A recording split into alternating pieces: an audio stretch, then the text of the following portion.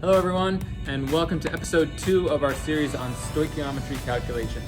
In this episode, we're going to do a couple of more mole-mole type calculations, similar to what we did in our first episode, just to get a couple more under our belt. Now, mole-to-mole calculations is where we usually start doing stoichiometry because at the heart of every stoichiometry calculation is what we would call a mole ratio. You could call it a stoichiometric factor if you want, but you don't have to. It's a mole ratio. It's the ratio of moles of one thing to moles of the other thing. And it comes directly from your balanced chemical equation, which you should think about as a recipe.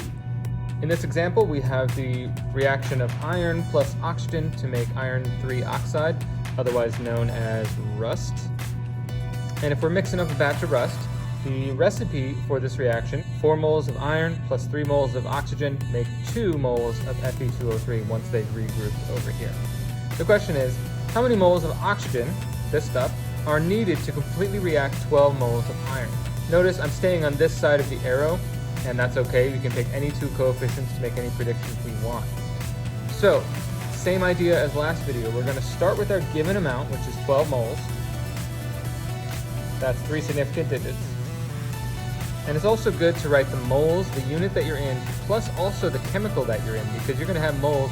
You have 2 different chemicals here, and it's helpful to know which one is which. Then, whatever unit you're starting with is going to go on the bottom so that it gets destroyed, moles of iron, and we want moles of oxygen, which is what we're trying to predict. Then we go to the balanced chemical equation, or the recipe, and we find that 4 of those react with 3 of those. So 4 moles of iron, 3 moles of oxygen, and after the units cancel, we take 12 times 3 divided by 4, and we get 9.0 moles of oxygen. Keep this example in mind because in our next video, we're going to revisit this example and then expand on it. I chose this next example because, number one, it has 4 things in it, and also the coefficients are a little larger and a little bit uglier, but the idea is the same. So we've got this reaction, silicon hydride, reacting with oxygen to produce silicon dioxide and some water. This would be a combustion reaction because of the O2 there. How much water would be produced from 0.42 moles of Si2H3? So we're going to start with our given amount. Remember that at the heart of every stoichiometry problem is a good mole ratio, but we have to start out with what we have. And then our ratio is going to be the ratio of moles of what we're starting with and moles of what we want, which is the water. And then once we have our units set, and this unit will cancel, get destroyed, we go find the coefficient for that substance, which is the 4, and the coefficient for the other substance, which is the 6.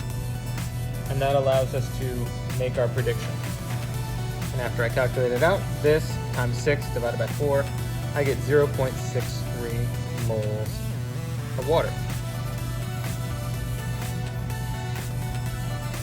Sometimes students get confused when they look at it because they're like, what about that 11 and what about that 8? I see those numbers there and why didn't we use them? Well, the answer is because the question didn't ask us to use them. We only need 2 coefficients from the equation, the one regarding what we're starting with and the one regarding what we're ending with. Anything else in there is just extra information. We might use those someday, but we didn't use them for this particular problem. Now for our last example, we will use the same chemical reaction as before, only the question has changed. How many moles of oxygen are needed to make 17 moles of silicon dioxide? In this case, we will be using some of those coefficients that we didn't use in the previous example, and this will be our first pause the video moment. Feel free to pause the video, try to solve the problem, and then come back in a couple seconds and we'll see the solution.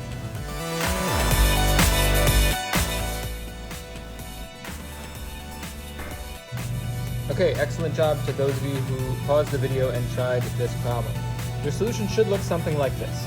Starting with 17.0 moles of silicon dioxide, we're going to make a ratio using moles of silicon dioxide, which is what we have at the start, we want to cancel it, and moles of oxygen, which is what we're concerned with.